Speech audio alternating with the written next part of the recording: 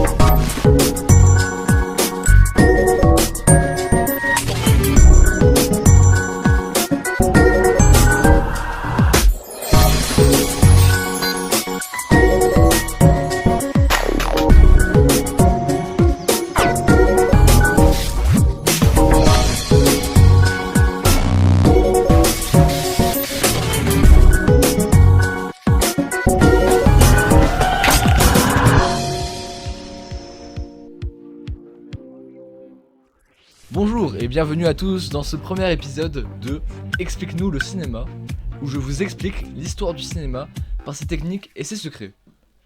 Pour ce premier épisode, avec Baptistine, la spécialiste de la rédaction, nous allons nous concentrer sur un aspect technique du cinéma, le plan séquence. En fait, le plan séquence existe depuis bien plus longtemps que nous le pensons. En réalité, les premiers courts-métrages de l'histoire du cinéma étaient des plans séquences dans leur intégralité. En effet, la technologie vidéo n'étant pas au point à cette époque, les caméras étaient fixes et les lieux étaient uniques. Ces premiers films étaient appelés des vues, avant d'être qualifiés, plus tard, de plans séquences.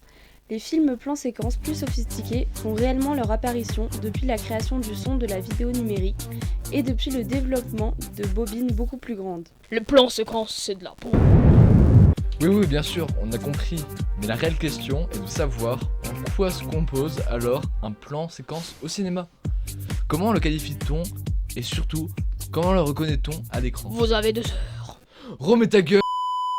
Un film plan séquence est, tout simplement, un ensemble de plans. On en dénombre un certain nombre.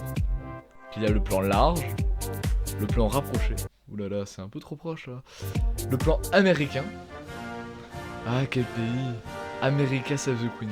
Mais c'est pas America Save the Queen, c'est God Bless America. Oh, c'est pareil. Ou encore, le plan général. Pour rappel, un plan débute quand la caméra est en mouvement, commence à filmer et termine quand la caméra coupe. Dans le plan séquence, ces plans sont filmés sans interruption ni montage. Un plan séquence ne dispose donc pas de coupure et se caractérise par son action continue. Le spectateur peut ainsi suivre une action du début à la fin sans qu'il y ait d'arrêt. Mais concrètement, quel film utilise cette technique? En 2019, apparaît sur le grand écran un film qui a fait parler de lui. 1917. Ce long métrage étonnant a été réalisé par Sam Mendes.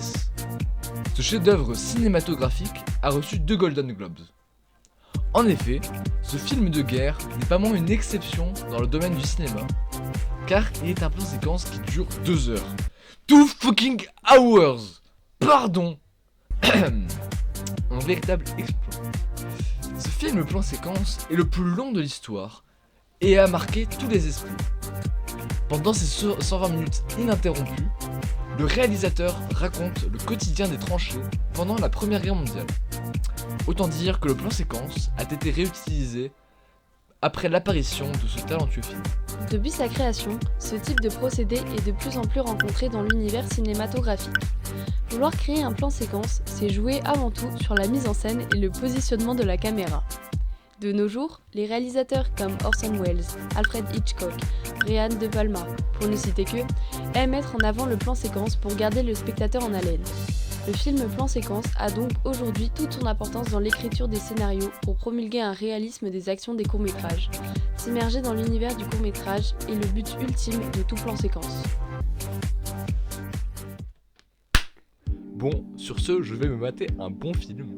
Et je vous dis à plus tard pour un nouvel épisode de Explique-moi le cinéma. Spoil, ça a clairement parlé de 49.3. Allez, salut, c'est ciao!